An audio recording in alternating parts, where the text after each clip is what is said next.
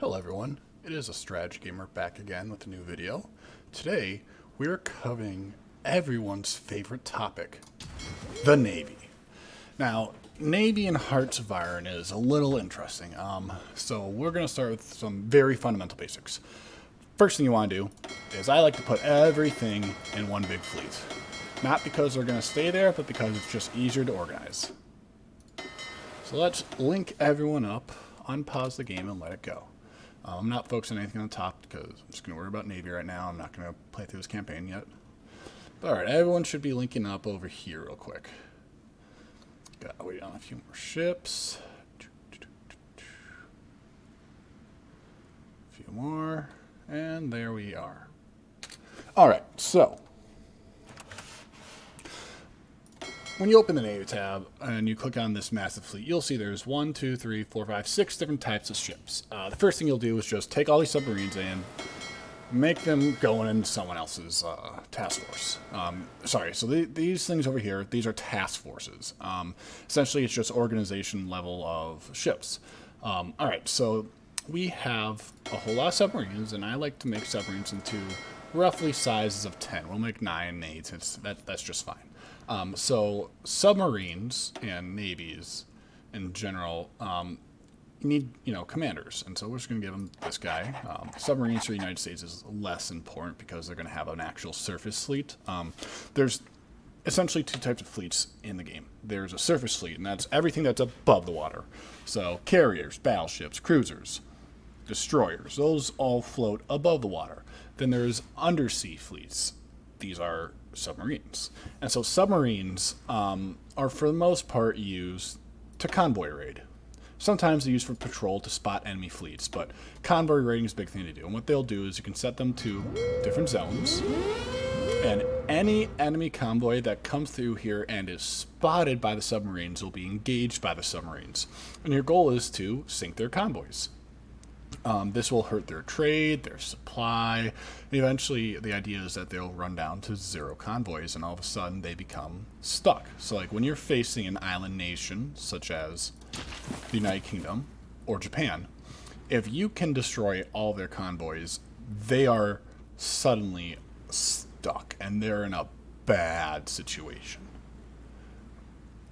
Mainly because they can't import materials, they can't send troops to other locations around the world, and they may eventually just get stuck on their little island, which makes your job a lot easier. So submarines are great, especially if you're, like Germany, where, you can't compete with the United Kingdom, the United States Navy, but you still want to have an advantage over them. You want to sink everything they have. Then we got surface fleets. And there's a few things you'll do with this. One, understand that destroyers have a lot of things they can do. They can protect the big fleet. For every single large ship, battleship, heavy cruiser, or carrier, you want roughly 5 screening ships. And that is just to protect them from torpedoes, give them cover, things like that. Without those screening ships, they can be attacked a lot easier.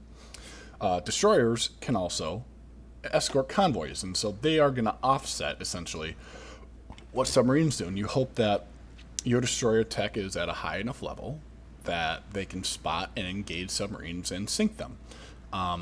In history, essentially, the United States and the United Kingdom got to a point where their destroyers could track and destroy enemy submarines from Germany at a faster rate than they could produce them, and that's why the Germans lost the Battle of the Atlantic. Then there's light cruisers, and light cruisers are essentially really small battleships or really large destroyers. They're great for spotting. And what is spotting? Well, when you'll notice that the ocean's a big place. It covers 2/3 of the world, or 70% of the world. You can, send things out to patrol all these areas, but that does not mean they're actually going to spot them. And so what goes into spotting? Well, let's pull up these light cruisers. Essentially, 2 major things. Number 1 is speed. If you are faster than the enemy ships, you can catch up to them. And the second is surface detection. And this is the as this description says, the ability to detect surface vessels. And that's influenced by one of two things. Usually you have these little catapult things here that sent out planes, essentially, to find things. So they don't need to produce the planes themselves. They will automatically be there. Or radars. And radars are incredibly important for navies because, take a look, they allow extra coordination, and that you can increase what kind of radar goes on your ships. So this adds a 7 surface detection. Down at the last slot, it adds 18 surface detection versus the Navy, where is it? There you are. This only adds 10, and so you can actually have both of these, and that will greatly help your ability to spot the enemy navy. And so light cruisers are essentially used for that, along with AA protection. And why is AA protection important? I'll get to that in a sec. So that's the importance of light cruisers. Then there's heavy cruisers, and heavy cruisers are small battleships. They are going to pound the enemy and take a beating, but not nearly at the same level that battleships will. They can also add anti-air armaments. What they also will do is give you if you, for example, take this Navy, put it right there. Hang on. A little smooth right there. No, that's not what I wanted. Go here. And let's say I'm, for some reason, instead of attacking overland, I'm naval invading, Mexico. And I put my Navy here. They will get a bonus attacking on any tile that touches this sea area. And it's like a pretty solid bonus. I think it's like the enemy, sorry, not bonus, it's a debuff to the enemy. It's like a 25% attack and 25% defense debuff. And when attacking, from water to land, you're going to have really significant debuffs. Let's check what, if it will tell us. I don't remember off the top of my head. Yeah, it won't tell us. In general, though, attacking oversea, from the sea to land, is really tough, and weaker divisions will be able to hold back stronger divisions unless those stronger divisions have a lot of support, like from planes and ships. And so, heavy cruisers can ground pound the enemy when sitting out at sea next to these tiles, as can battleships. And both these can take a beating, but battleships are obviously bigger and badder. By badder, I mean tougher. And so that kind of covers what heavy cruisers and battleships do. I would say, though, that I would not build a Navy based on battleships, and that's just because this is around, the time period where carriers became really important and battleships were less important. I mean, you think of like the Battle of Midway and stuff. And so let's talk about carriers for a sec. Carriers are awesome because they are floating airfields. And the game will start you off with like a combination of fighters, close air support, and naval bombers. I almost never use close air support when out at sea, but I'll use close air support to support, ground attacks. So like, let's say we're fighting here, and I'm like, oh, I can't get enough air force there. I can put these fighters and this close air support to help out and do damage to the enemy, which is awesome because it's just a mobile, airfield that I can place wherever I want as long as there's water, and that helps a lot. But when out at sea, these naval bombers, when engaged in a battle, are just so strong. It's kind of hard to put in terms just how strong they are, but wars are decided, specifically naval portions of the war, can be decided by a single carrier engagement because those naval bombers, over the course of a day and a half, for example, might sink 4 battleships. Of course, that's depending on tech, depending on skill, depending on how trained they are, yada, yada, yada. But Navy overall, unless you're like going with a quantity over quality, and that's like light cruiser spam, for the most part will be won by carriers in this game. And so understanding about what you want, and so what you want from your carrier is important. And so like if I was playing this game out and I wanted these guys to be just an exclusive, I'm gonna rule the waves with them, I would probably go 20 fighters and 40 naval bombers on each carrier. And that to me is just fighter gives them obviously protection and stuff, but that just allows me to just saturate the air with naval bombers and just destroy the enemy fleet.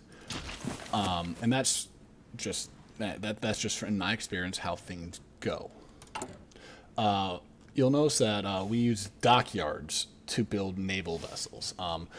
Planes are still built with, factories and stuff, but dockyards are strictly for naval vessels, and repairing these ships also uses dockyards. And so, like, let's say I have a ship that gets damaged. I have to send it back to port.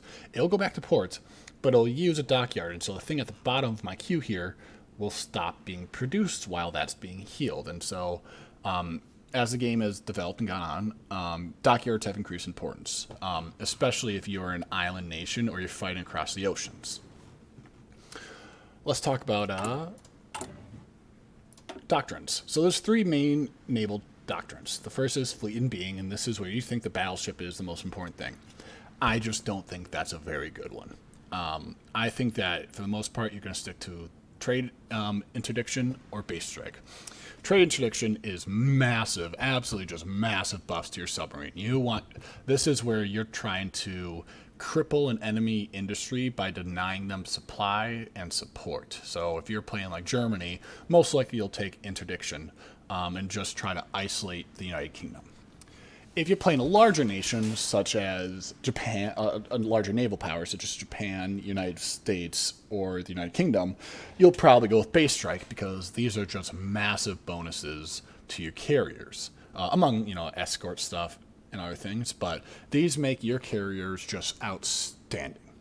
And so I would, if you're going big, go base strike. If you're going smaller and just trying to cripple the enemy industry, you go trade interdiction. There's spirits, which I didn't cover in previous videos. They're not overly important. This is the one the United States starts with. It sucks. For the most part, you kind of want to just identify what you're doing the most and make that better.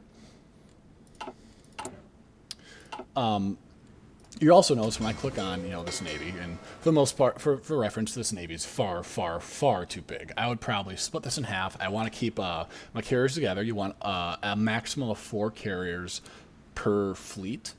You can have infinite battleships, infinite heavy cruisers, light cruisers, destroyers, but it's not optimized. I'd say the optimized for this starting group would be something like this. Let's move you down. We're gonna split you up.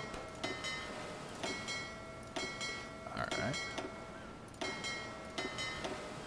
And then I'll take these 2 down here, split them up like that. And then, so what I have set up now is this right here is essentially my strike force. This is going to be what engages the enemy most of the time. And so having them trained with really good equipment, up-to-date modern equipment will be important. You also want a scouting fleet with them. And a scouting fleet is usually, it can kind of be whatever you want, honestly, but what I like is 9 to 12 destroyers with 1 to 2 light cruisers. And light cruisers are really the big difference there because they offer a lot of spotting, with the destroyers meant to just be cannon fodder and hold the enemy in place until the rest of the fleet arrives. And how does that work?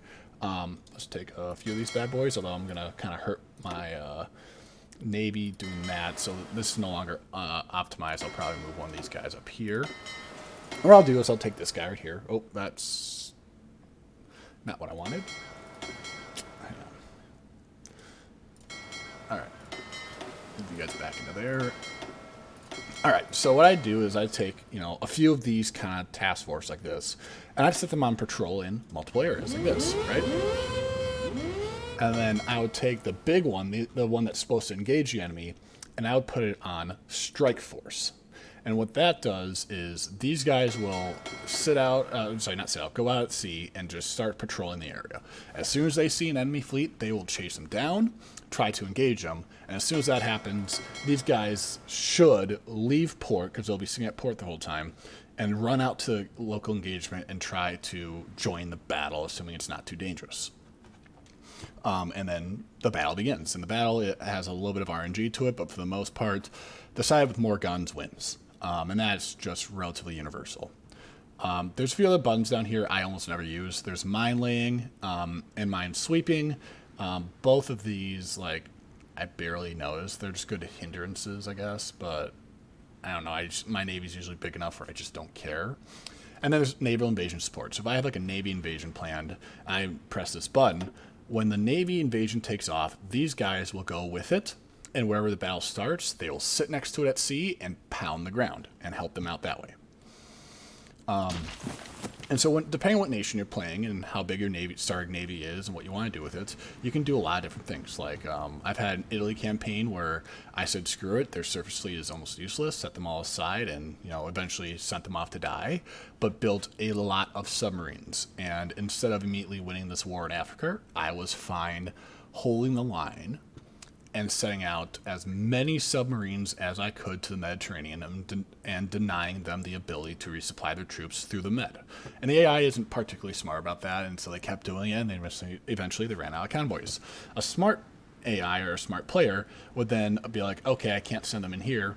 I will send them all the way around and find a new way to resupply them, maybe going from around the Horn of Africa, around the South African tip, all the way to like here or here. And that's fine because that just extends their supply lines and leaves them open to other players or other countries to engage them. And it also clears out the Mediterranean for me, so resupplying my own troops suddenly became a lot easier. Or I could play late game Soviet Union. I have dominated all of Europe. I have defeated the German Reich. I am, pushing. I have my line is all the way up to France, and I think it's time to kick off World War III, and I start mass producing carriers, cruisers, and destroyers so that I can go toe to toe with the Allies, and that's acceptable too. Or again, you can be the German Reich, build a whole crap ton of submarines, set them all around the United Kingdom. And cripple their industry early in the war, and maybe if you play it right and they run out of oil or something, you can naval invade them. Or you can be Japan, where you have to balance the fact that you're taking on two superpowers who have massive navies and figure out how to cripple their industry so they can't, if they lose a battle, they can't immediately fix up their navy, or somehow find a way to train your troops up and get large enough navy where you can sink the entire enemy fleet and not have to worry about that for another 2-3 years. Because you may notice, building ships takes a while. How long is a while? Give me a sec. Let's get some spare dockyards so I can demonstrate this. All right, so even with 10 dockyards, which is the most you can put on a destroyer, it's going to take, a full month to build a single destroyer. If I go look at carriers, for example, which carriers are pretty expensive, and you can only put 5 dockyards on them. Let's make sure I have enough chromium for this.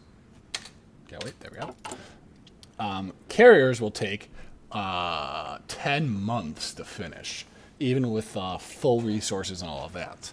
And so winning a naval battle, winning it decisively where the enemy has actually truly sunk or they are below 30% strength, you suddenly bought yourself, somewhere in the realm of 6 months to a year. And even once they deploy their, new and improved ships, they will be untrained and your your navy will be trained. And so you still have an advantage there. And so winning decisive naval battles can actually win you a war in this game, again, depending on what country you play. If you're playing a landlocked country, well, congratulations on winning the naval battle, but that's not going to help you win the land war yet. And so navy can be absolutely essential, or you can completely ignore it. It really depends on what you're going through with your playthrough, what your goals are, all of that. But it's somewhat simple, but also super complex because, I pull up, this cruiser class, and there's a whole lot of stats. There's, light attack, light piercing, heavy attack, heavy piercing. And what essentially this means is with light attack and light piercing, light ships are damaged by this. destroyers and light cruisers. Heavy attack and heavy piercing is what affects larger ships like heavy cruisers, battleships, and carriers. Then there's torpedo attacks, there's depth chargers, there's armor, there's anti-air, and a lot of these are self-explanatory. Armor versus piercing is the same way as tanks work. Each ship takes manpower and takes supply and has reliability and all that. But for the most part, if you follow the whole rule of destroyers screen and escort your convoys, submarines sink enemy convoys, light cruisers can also screen but also patrol and look for enemy fleets, and battleships are just and heavy cruisers are there to just pound the ground enemy when they're there, and carriers will win you the battle, you should do fine. I would also encourage, especially if you're like, you're the United States starting off the game, train them. Train them and set them to automatic split off. That just means that when they're damaged, they'll go back to port. Turn that off when the war starts. But for now, let your troops train and get up to an experienced level so that they perform better as soon as the war kicks off. And always give them an admiral. Having an admiral does make quite the difference. Other things. You'll notice that when I click on this, there's like some red areas, right? Like this. That's where supply doesn't reach. And that's purely determined by two things. One, the type of engine you use on your ship. There's usually only a couple different types. And they always increase in value with research. And naval bases. Naval bases are like just the game's way of calculating how far things can go. If this Hawaiian Ridge was a 1, I would be able to reach much less of the Pacific, but because it's 10, I have a much larger naval range, and that also helps having all these little bases here. So like if you're fighting an island hopping campaign against Japan, it would be awesome to grab a lot of these little islands from them, because it denies them the ability to then patrol this area and affect your trade, your convoys, whatever it may be. Naval bases are awesome because they give you the ability to do more things. Like you look over at the Atlantic, I can only really go halfway across the Atlantic before my ships just go, yeah, sorry, we can't help you. Of course, getting to the Allies helps because then we get access to a couple more, naval ports here and there. But understanding that naval bases, in addition to being able to produce supply for your ground troops, give you supply to your your Navy. And yeah, I think that just about covers the Navy in general. I don't want to overwhelm you. When I do my playthrough series, I'll probably start with Germany, but eventually I have a United States, United Kingdom, or Japan playthrough, and that's when Navy will be particularly important. If you like the video, please leave a like and comment, and I hope to see you in the next one.